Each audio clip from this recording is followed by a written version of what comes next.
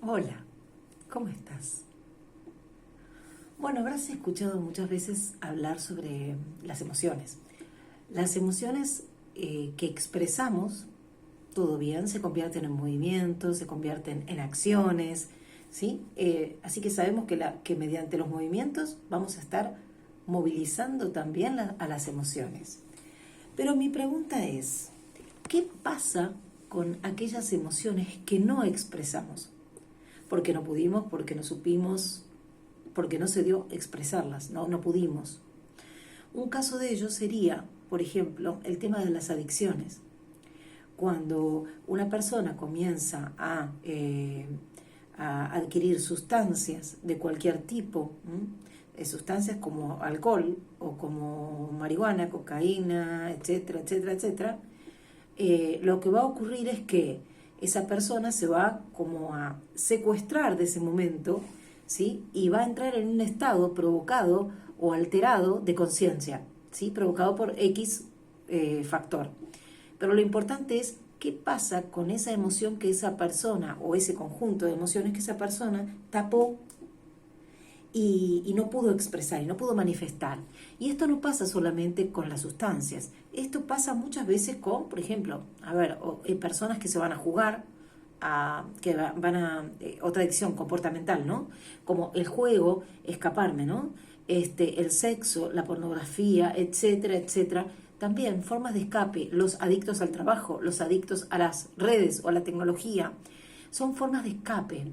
Y cada vez que yo me refugio en algo más del tiempo estipulado, ¿sí? O más del tiempo sano, más del tiempo normal, entre comillas, estoy escapando a una aquí y a una hora.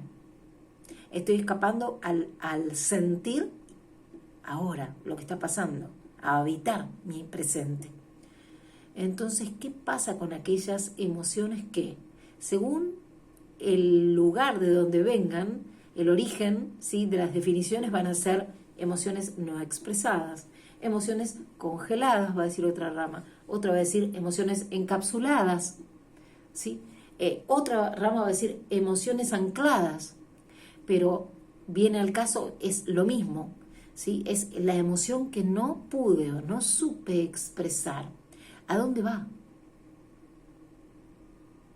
¿A dónde va? Esas emociones, por supuesto que no se pierden en el éter. Esas emociones están muy bien guardadas. Esas emociones están en la mente, quedan incrustadas, quedan ancladas en la mente. Quiere decir que yo voy a volver a traerlas y puedo, es más, vivir así, en mi presente, trayendo mediante relatos, ¿sí?, mediante narrativas, voy a traer a esas emociones tal como si fuera que estuvieran ocurriendo hoy. Las voy a tener tan vívidas, tan intensamente improntadas en la mente, que van a volver y ¿qué van a hacer? ¿Cómo van a impactar en mí? Van a dejar químicos. Son químicas aún. Entonces yo voy a sentir que en este momento estoy viviendo el mismo o peor miedo que hace 20 años, o angustia por alguna pérdida que hace 15 años. Lo voy a revivir. Y el cerebro mío no va a saber que no es real, que no está pasando ahora. Lo va a vivir de la misma forma que lo vivió hace tantos años atrás. Pues el cerebro cree todo lo que digo y lo que siento como algo permanente, como algo que estuviera pasando aquí y ahora. No puede distinguir. Por eso la importancia, ¿sí?, de cuando me encuentro en relatos que repito, recurrentes, y recurro y cito a un muerto o a una muerta, a una persona que falleció, o cito un episodio traumático de mi vida, un abuso, y lo repito y lo repito y lo repito, no hago más que reforzarlo, perpetuarlo. Y a esas emociones que quedaron congeladas, en vez de trabajarlas y disolverlas, las estoy aumentando, les estoy dando más poder en mí.